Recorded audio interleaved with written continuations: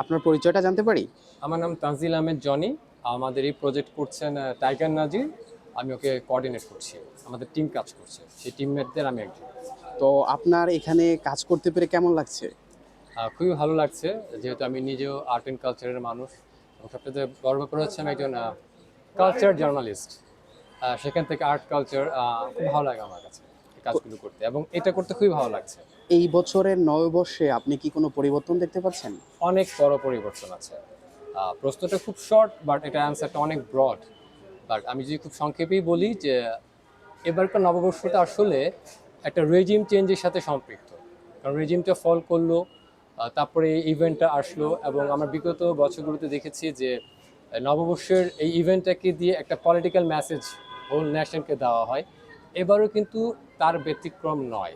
কারণ আপনি যদি পুরো এলাকাকে সার্ভিলেন্সে রেখে থাকেন এবং দেখে থাকেন যে সকল প্রজেক্টগুলো হচ্ছে সেখানে অনেক মেসেজ আছে যেটা লাস্ট ইয়ারের 5ই আগস্টের সাথে অনেকটাই কানেক্টেড।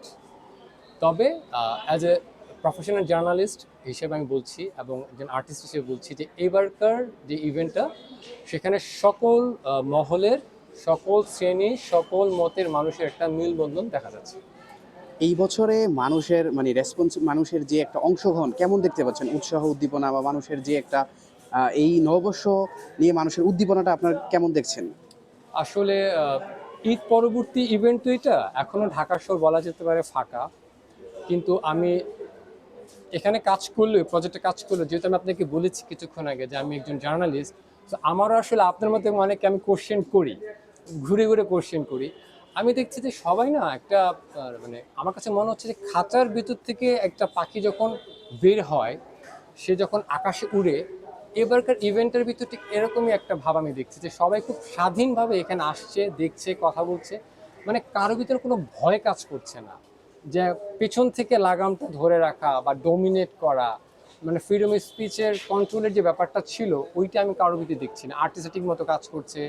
এবং আপনি জানবেন যে এবার কিন্তু ইভেন্টে আমরা যাদেরকে জনগোষ্ঠী বলি তাদেরও কিন্তু এবার সম্পৃক্ততা আসছে এবং this is the first time যে আমাদের বাম্বা তারাও কিন্তু পার্টিসিপেট করছে, যেটা কিছুদিন আগে আমাদের অ্যাডভাইজার মিস্টার সরার ফারুকি তিনিও কিন্তু বলেছেন শিল্পকলাতে একটি প্রেস মিটে। তো আমার কাছে খুব ভালো লাগছে এবং আমি দেখছি সবাই খুব এখানে ইনভলভ হচ্ছে।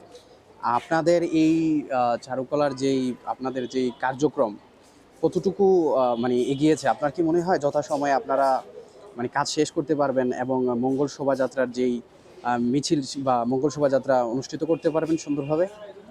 চারুকলার যে কোনো ইভেন্ট অল টাইম গুছানো থাকে। সো এখানে ডেডলাইন ফল হওয়ার কোনো অপশন নাই। জি, জি। আপনি যদি ইভেন্টের দিন আসেন 14 তারিখ সকালে সুপার মর্নিং দেখবেন সব কিছু ঠিকঠাক আছে এবং খুব ভালো মতো এবারকার আয়োজনটা হবে। জি, ধন্যবাদ আপনাকে। ভালো থাকবেন। আপনাকেও ধন্যবাদ।